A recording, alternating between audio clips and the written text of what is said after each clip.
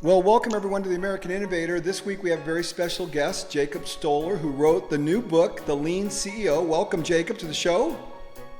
Well, it's great to be here, Paul. Awesome. So tell me a little bit about your background. Why would you write this book?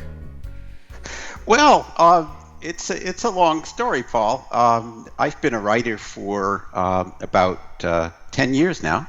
Okay. Writer, commentator, that sort of thing. And I got interested in lean about 3 or 4 years ago. I started working with some lean people. Interestingly enough, my background is IT, so I've worked with a lot of different sort of complex subjects, and my work has really been around connecting experts with outsiders. Okay. And you can imagine how much work there is to do there in like IT. Yeah, it's amazing. So my interest in lean really is how do we connect lean ideas with the rest of the world? Because there's certainly a whole lot of people that don't appreciate lean. So I was very interested in that, and in my writing work, I've worked actually done some work with your lean sensei, John Miller. Oh, really? How about that? Yeah. So and he's been my lean sensei as well. I've learned an awful lot from John. Oh, and my! it's, He's a very bright guy. But why lean though? What attracted you to lean? I'm always fascinated when people say, "Hey, I'm going towards lean." What is it that got you say, "Hey, man, this is something"? Oh gosh, it was a lot of things. It was the passion. I mean, here's a community of people who are really true believers in what they're doing, and that's so unusual. So I was really captivated by that. I really believe in a lot of the ideas that lean is promoting, respect for people, and a lot of things that, I think companies really do need to do a whole lot more of. So right, I know John Miller, it's a really big thing for him is respect for people. That's really right on the forefront. Absolutely. So what about Jacob? The idea that you like the ideas of lean, you like the main tenets of lean, which are respect for people. You hooked up with John Miller, but why the lean CEO? That's a fascinating subject because that really strikes at the heart of maybe what the biggest issue is. So why the lean CEO? You could have wrote about 10,000 different things about lean, but the lean CEO. Well, you're absolutely right. As I got involved with the lean community, I started to hear a lot about the CEO involvement issue. How come we don't get CEOs to back lean? And it's the old 5% rule. 5% of companies are successful with lean, and 95% of the cases they fail because they don't have CEO backing. I would agree with that 100%. That is the biggest issue. So I heard that over and over again, and I started to get curious. And I guess one of the things that really kept my curiosity is I was at a conference with Mizaki Imai, and he has this thing. He likes to start his talks like this. He'll say, "Okay, I'm going to tell you the 3 most important things about lean." I use this quote all the time, Jacob. Go ahead. Okay. Well, he'll say the first thing is top management support. Mm-hmm. Then he waits, and people write it down. And then he says, and the second thing is top management support. Mm-hmm. And then people start to look at each other. Oh, is he confused, And then he says, and the third thing is top management support. Yeah. So, but what's interesting about Mizaki Imai is he was always asking, why don't, he's totally baffled, as are a lot of people. Why don't CEOs support lean? So I was interested in it from that perspective. That's even a better question. Now that's a question that I really have not heard anybody address. So this is going to be interesting. So why don't CEOs support lean? Well, I think we'll get to that, Paul. Yeah. But I think there's another side of this, which is really, really important, and that is that CEOs are sort of at the end of the line. If somebody has to explain lean to shareholders or to employees in general, or to unions, or to regulators, or whoever, it's going to be the CEO. So again, this is getting back to my theme where I'm interested in outsiders or communicating expert knowledge to outsiders. I figured the CEOs would be really, really good at this kind of thing, right? Okay. So that's really what the Lean CEO is. It's a kind of it's a look at 28 CEOs and and what they're doing, but it's their insights which really are expressed, I think, in a way that any business person can understand it. So I Okay. didn't want this to be an insider's guide to lean. So basically, you took 28 CEOs, you interviewed them, and you said, what is it that you're doing that's allowing lean to flourish as opposed to the other 95% of the companies that try lean and are unsuccessful? This 5%, this is part of the 5% that is making it happen. But Jacob, I still got to go back to why Sure. don't CEOs, that's an interesting question. Why don't CEOs support lean? Okay. Well, I did not get really great answers to that. I'll tell you what the most common was ignorance. Just aren't there Okay. yet in terms of understanding what it's about. But I think there was also a lot of people were confused. I mean, I think a number of the CEOs in the book give plant tours on a regular basis, Right. and they insist that these people bring their CEO to the because they figure nothing will happen otherwise. But in spite of that, you have CEOs who've been on tours and they've seen the light and had some great stories, Right. and yet somehow there's this huge resistance to the point where they actually are ready to take a stand. So I think part of it, Paul, is that the lean is, as a management system, so different than the standard sort of status quo, if you will. I mean, when you think about it, look at what we're asking a CEO to do. I mean, compensation plans have to change. Reporting structures have to change. The role of all your management team has to change. Your relationships with unions might have to change. The way you talk to shareholders might have to change. Your financial systems have to So change. what you I mean, just that's an said awful is the lot. reason why lean is not supported by more CEOs is because it fundamentally changes the way business is being done. You got it. So give me a couple examples, just for the listeners, a couple examples of nuts and bolts how these things have to change. Okay. Well, How does the it employee varies. structure, the reporting structure, how does the team mechanism look differently in a lean environment as opposed to a traditional corporate environment? Okay, well, let's take a company like ATC, aluminum trailer company. Steve Brenneman. I don't know if Okay. you know Steve. No, I don't. Uh, okay, he had a company that actually went under in one of the economic downturns, and he Okay. had a second company, uh, which is aluminum trailer, and he learned from his mistakes, and or he calls them his mistakes. I mean, nobody would blame that on him except Steve himself. I mean, Right. he's very, very, very introspective about all this stuff. But basically, he wound up organizing his company around value streams. Okay. So normally it's pretty ordinary to have different departments that do different kinds of assembly, right? Like you might have an assembly department and an R&D department and a Okay. marketing department and a sales department, all these different groups, right? So he had all these groups, and he reorganized the company around value streams. So he has three different types of trailers.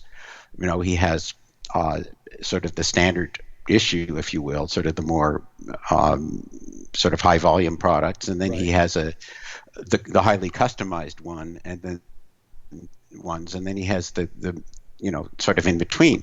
So what you get is he organized value streams completely self-contained for each one of those groups. So in other words, you're building customized trailers. You've got your own sales force, you've got your own development people, you've got your own production people, all so they can all communicate, they can all huddle, all around the customer. Now, it'd be very difficult to do that if you're Right. making the three different kinds of product lines and trying to understand all these three different kinds of customers. And how So would it's that really look differently than the way he would have organized it pre-lean? pre-lean. I think again you would have had a production department reporting to a production supervisor, and that would have done all the production for all the different product I lines, see. right? So what you're doing is you're building the reporting structure really around a particular type of customer, so everybody understands that customer. They all know the customers. They know the customer needs. You're Because at not the end sort of the of day, mixing that all. that's who we're all working for. We're all working for the customer, and Absolutely. unfortunately we get that confused very easily. So Yeah. give me some ideas of what were the key takeaways. You interviewed 28 pretty significant CEOs. What were three powerful themes that you heard over and over again from these three about lean and the implementation in their organizations? Well, I really have four things that I noticed about the CEOs, and by the way, it's not about personalities. I Right. found the personalities were very, very different. So you don't have a sort of a classic leadership style, I think, but I think you have some wisdom and some knowledge, that they've come to. One is, I think these CEOs are very active on the front lines. Okay. These are not people sitting in the office behind computers looking at financial reports. They have a very, very different view of the world. They know that what's happening in your business, you have to be out there to see what's happening in the business. And that fundamentally, you would say, in your experience, is different than the traditional CEO that's probably managing via the financial statement as Yeah, opposed yeah. to what's actually Oh, happening on the shop floor. absolutely. And Paul, that's not just CEOs. I mean, that's just managers in general. I mean, that's how we train managers. We train managers to look at the reports, and you're a professional. You can see the reports. This tells you what's going on in the business, and therefore you're going to make edicts, and you're going to tell people what to do, right? And that's one of the toughest chores for a lean CEO is to change that. Once the CEO gets it, is changing that management culture so that all the managers as well are out there supporting people in Gemba. Okay, so here's the question. What does that look like? Tell me physically what that looks like for the lean CEO now. He's not sitting behind the desk. He's not locked in the mahogany paneled room. What is he doing? What is she doing that's different? Watching. What was A that? lot of watching. Okay. Watching what's happening in the workforce.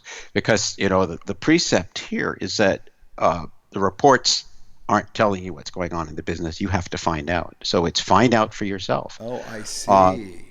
And So in other I words, they think don't believe the secondhand information. They go and see. that's right. They go and see. And Paul, it's all about people, and that's really where it boils down to. And I think that also leads to the other part of creating a culture of trust and empowerment. And this isn't going and creating trust because you're a nice person.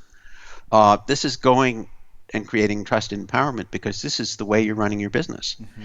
And I noticed that the lean CEOs, what's really important is they've made a leap of faith. They've made a leap of faith that if your people are engaged and they're working hard and they're having fun doing what they're doing, improving the product and working around the customer, your business is going to do very well. Right. So what you'll get is them, when you look at the time they're spending, you get people even in a very large corporation like Ingersoll Rand. You'll get somebody like Mike Lamack spending a lot of his time watching what people are doing in the plant, and that's probably unheard of. Does Mike have a routine, a kata? Is there something that is done in a disciplined fashion when you say he's watching what's going on in the plant? Is he there every morning? Is he there every afternoon? Or he's just randomly there? Were you able to drive that? He blocks out large portions of his time to be there in the plants. And he's very concerned about what he sees with people. I think he's largely focused on people. Are we building a culture where people work together? Are we building a culture where our supervisors and our managers are respecting workers? Have you seen any building blocks to building a culture amongst these 28 CEOs? Was there any? It's easy to say I'm building a culture, but what, again, physically? So we established that these CEOs are watching and on the shop floor. That's one. But what are they doing now to physically build that culture? What's the metrics for making that happen? I think they work. They tend to work within a lean framework. Like they will have their sort of structured goals and things like that. So they're definitely, they're working with value streams. They're working towards objectives. I think, actually one of the great answers to your question would be to look at Art Byrne. And I know you had Art Byrne on your show awesome. Amazing. A while ago. Art is amazing. But what he articulates so well in my book and also his own book is the use of metrics that are visible to everybody. Okay. So when Mike Lemack or someone like Art Byrne goes and walks on the shop floor, they're looking at the kinds of metrics that everybody's looking at. So we're looking at, are we delivering to our customers on time? Or are we, inventory turns? Are we improving that? Right. These are goals that everybody can understand. So you certainly have that. Okay, so first of all, so let's just repeat. So they're on the shop floor. There are clear matrix. There's a metrics that everyone can understand. It's not just the management. It's not just the top leadership, but everybody's able to visually see what the goals and objectives are and whether or not they're meeting them. And that's indicative of a lean culture. Yeah. Okay. Yeah.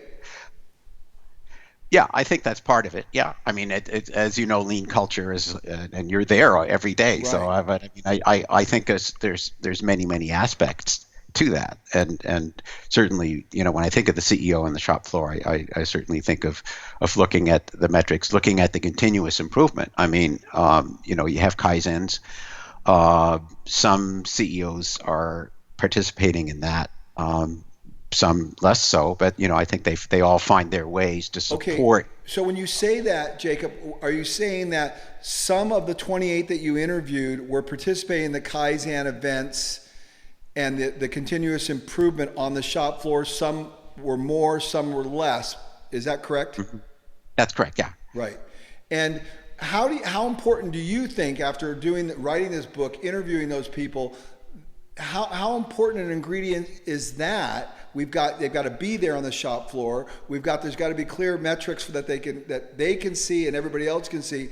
How critical was that involvement of the Kaizen events and them actually participating in that to the overall success of Lean?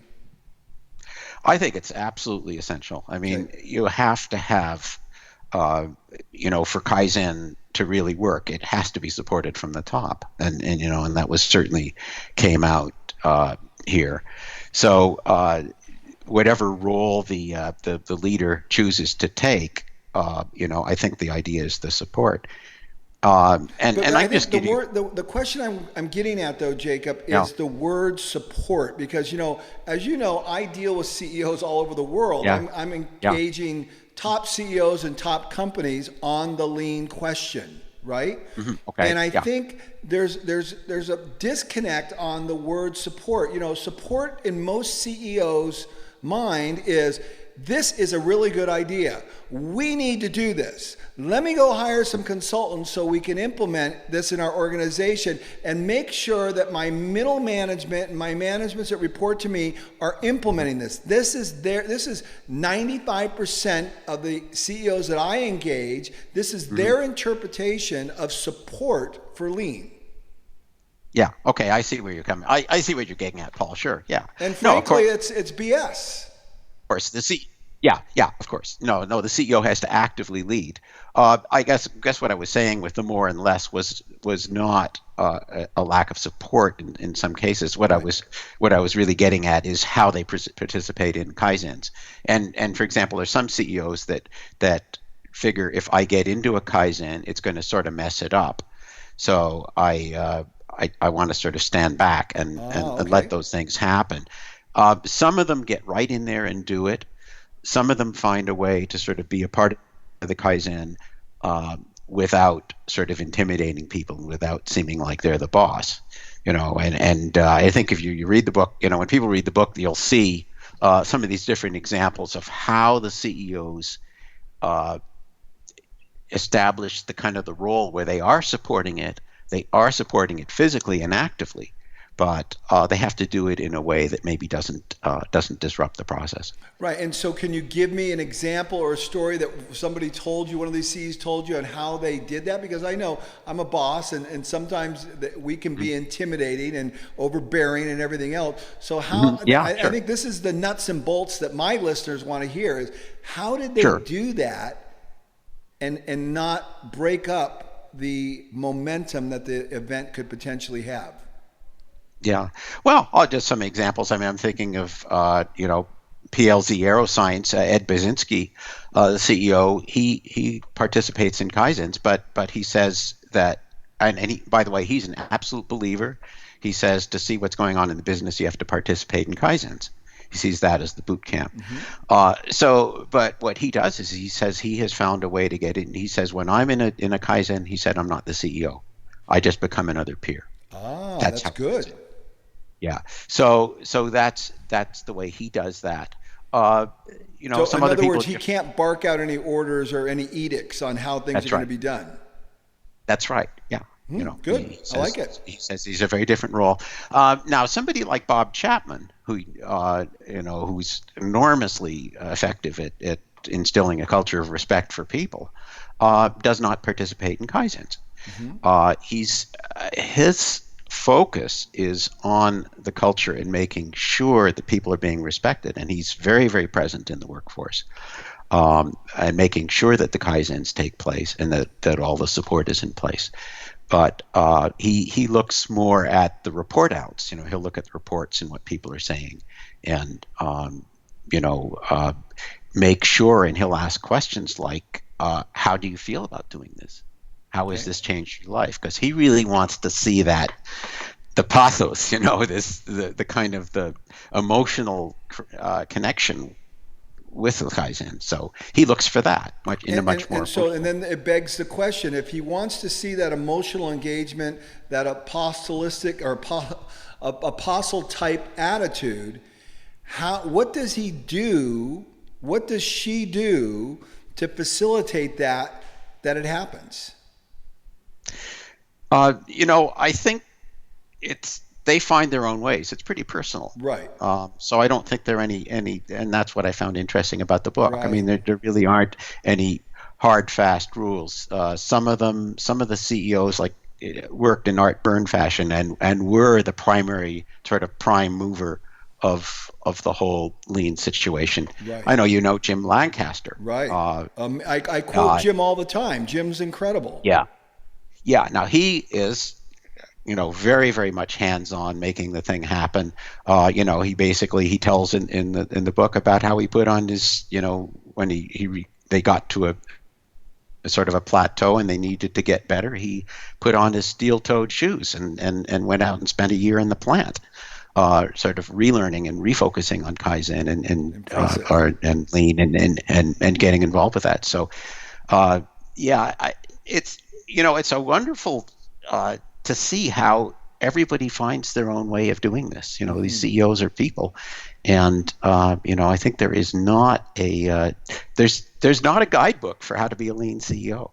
Right. I think what we're seeing. What is the purpose then? What is the purpose of your book for a CEO to just gather ideas, or is it really a step 1, step 2, step 3? This is the way, if you want to become a lean CEO, that the preponderance of the people out there accomplished it. It's not necessarily that's the goal of the book. Yeah, I'm really I think there's a danger when you do this kind of research. Right. Even when you talk to 28 people, there's a danger for generalizing. There's and I think some other writers might have done this. I might have said, this is what defines a lean CEO. This is the right way to be a CEO in an organization. But I think it's much more valuable if you look at different situations and how people have solved, come from different places, right, different backgrounds, and used lean. I think what it shows is that lean is enormously flexible. It can be used in so many different ways, but it is not it's not a straitjacket. It's in a way, it's a very, very tried. I said flexible already. It's the wild, wild west of leadership in many regards, in that it allows for people to have a lot of freedom, but yet there are certain guiding principles that if we adhere to, we're going to get a pretty good result. Yeah, no, absolutely. I think to me, I thought the most valuable thing I could do is tell the story in as true a fashion as possible from the standpoint of these CEOs. Let them tell their story, because you know what I think happened? A reader might read one or two lines in that book that'll change their life. Right. Now, if somebody goes and reads what Jim Lancaster says about accountability, that might change the whole way they manage. Mm-hmm. Because Jim Lancaster said people think accountability is establishing something and then shaming and blaming people when they don't do it. He said that is not what accountability is. Accountability is about everybody in the company knowing exactly where they stand and what they have to do and having the tools to do it. And that is my job as CEO. So, that's just that's an amazing comment. And I hope readers will see some of these things and will stop in their tracks. One of the biggest takeaways I received from Jim Lancaster was the idea that his role as a CEO was to allow and be there as a tool to help people do their job more successfully. So he didn't view his role as, figuring out the vision of the company necessarily, or where they were going to be in 10 years or 5 years or anything like that. But how do I help the average person do their job more successfully?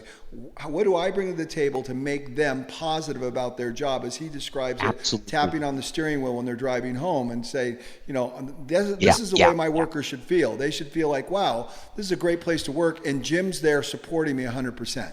Yeah, exactly. And he sees that as his job. Example of a great lean CEO. Well, I think there are a lot of them, and he is certainly one example who's done that very well. I should point out that the CEOs also come from very different with very different business problems on the table. Sure. And that's actually to go back to your original question about why don't CEOs do it. I think many, if not most of the CEOs in the book actually said that if they hadn't had some kind of burning platform that really forced them to take this on, they never would have done it. And the quote from Taiichi Ohno, necessity is the mother of invention. He said that in the his book, The Toyota Way. And, we saw a lot of that, companies facing financial hardship, and, they went with lean. Even companies that were, fairly solid. I'm thinking of Herman Miller as an example. Brian Walker was very, very hands-on. The first, when one of his very early Kaizens he went to, they decided they had to get rid of this inventory system they had, with all the electric carts and stuff like that. And he's the guy who picked up the acetylene torch at midnight and they cut it into pieces and put it in the parking lot. So here's a guy who's a very, very hands-on lean thinker. But even in his case, he said until the downturn, I think it was a downturn around the millennium, they never really got lean. They called. He said what it took was a crisis to really get people to reset their thinking. Mm-hmm. So I think the burning platform is a big part of it. And, very often companies, maybe it's going to take a burning platform for more companies to go over the edge. So we might have to wait. It reminds me of a quote that I just read like yesterday from Jack Welch, who we all know is one of the great leaders out there. He said, "Change before you have to." Mm-hmm. Yeah. Well, there's everyone's gonna get their back up against the wall sooner or later, and if you change before you get your back up against the wall, it's certainly going to be a lot easier than getting your back up against the wall. Oh yeah, well certainly, and I think some of them did that. There's certainly some cases where they saw trouble on the horizon, and they said, right. this thing is going to kill us if we don't do something. Right. And so examples of that as well in the book. Okay, so let's do one more. Let's kind of wrap it up a little bit. Give me one more interesting trait or interesting observation that you gleaned from interviewing these 28 people. Well, I think there's a belief that, I think there's a huge overlap between lean and common sense. Mm-hmm. And I think a lot of the ideas that we celebrate with lean have been out there for a long time. So absolutely. I think what I learned from the CEOs is that they sort of, it struck a chord. It was something that had been there for a while, maybe in the back of their mind. There had been something wrong with the way we run companies, and lean kind of helped them make the leap to something else, to something better. Nino Quabain says common sense is not so common, and you have a lot of CEOs that I've experienced, they don't seem to be very predisposed to common sense. As a matter of fact, they actually complicate things quite handily and quite efficiently. I like another quote from Colin Powell. He says, there are those who complicate and those who simplify. Those who complicate have a real job. And I think this really goes hand in hand with the whole common sense. Lean is a lot of common sense. And these 28 people, they seem to have that common sense component. Yeah, no, you're absolutely right. I think common sense is really central here. And it's funny, I guess the problem is maybe this sort of professionalization of management, where you have all these rules and stuff, and people are looking more at the rules and not looking so much at what's happening in their business. And people that are when we talk to people, I like what you just said. So basically, they're looking at all these rules, but they're not really looking at what's actually happening. Yeah, I think it's an over-dependence on, I guess algorithms and reports and things like that, right? And it's the managing from behind the computer, and you get very, very strong statements from some of these CEOs. Going back to Jim Lancaster's dad, Pat Lancaster, mm-hmm. who said, you just don't know what's going on in your business from the financial reports, but I think people they go to business school and they learn that the reports and the theories and things like that. And at the very least, that kind of analysis is emphasized as being the holy grail of running a company, and the other is de-emphasized, i.e., the human aspect and being on the shop floor in the steel-toed boots, if you will. Absolutely. And sometimes it's just really, really basic. Again, I'm going to go back to Jim, but, he talks about, you can have people in the boardroom on the fourth floor coming up with all these theories about why production isn't right. And Jim says, well, maybe the guy doesn't have a screwdriver. Yeah. Yeah, and I like that. So, I don't know if you're aware of this, but I actually just bought one of Jim's machines about a year ago. We have one of his shrink wrap machines here, and our fantastic. People love it. Okay. Oh, that's good to hear. And honestly, we bought it from Jim for a couple reasons. Number one is because he is a lean guy, and I've been to his plant and I've seen it. It's phenomenal. But I think I really wanted to support, honestly, what he was doing because it was so important. And there are actually a lot of choices out there. And when I looked at all the different models and available options that he provided versus the other guys, I just felt like he had a little better product. And then on top of that, the lean aspect, it really made sense. And to be honest with you, it's performed very well. Our people love it. They actually want to do a little Hail Mary to it every morning. They're so happy with the efficiency they gain from what it's done for them. Well, I would certainly trust the quality there. I'm sure that they are pretty serious about turning out a good product. Yeah, no question in my mind about that. But anyway, so let me ask you this. Were there any of those 28 CEOs that you particularly liked maybe? I know that's very putting you in a tough spot. Was there any that you just said, wow, this is crazy good? Oh boy, that would be very, very hard. But, I would like to tell you one of the stories about one of the CEOs it's really kind of, I think it speaks to everybody, regardless of what business you're in. And it's actually it's local to you. He's in Washington, but this is a guy called Tom Everill, and he worked the corporate life for a number of years. And as he approached retirement, he went back to school and decided he wanted to do some good for provide some social benefit to society. So he got involved in an organization which is called the Northwest Center, which is in Puget Sound. Okay. And what this was, I think there are a number of these out there in the world, but it was an outfit that provided work for people with various handicaps, people with autism, cerebral palsy, things like that, right? So the idea was and it was a company, right? So they had divisions. They had the divisions that made money, and then they had divisions that provided work for these people. And the idea was that if you've got handicapped people, you don't make a profit, you subsidize it with the other divisions. So when Tom got involved in this business, he thought, well, why can't we do both? Why can't we have people that are disabled and make a profit with the same division? And eventually he became CEO. So he needed a way to do this. And instead of hiring a social worker or an expert in handicapped people, he went and hired a guy called Mike Quinn, who'd been in the steel business for 30 years doing lean. So he hired a lean veteran, and based on the concept of respect for people, they turned all the divisions in Northwest Center into profit-making divisions. And it is absolutely phenomenal. That is remarkable. They've got people with severe autism working at the in quality control who can do things that you and I couldn't possibly do.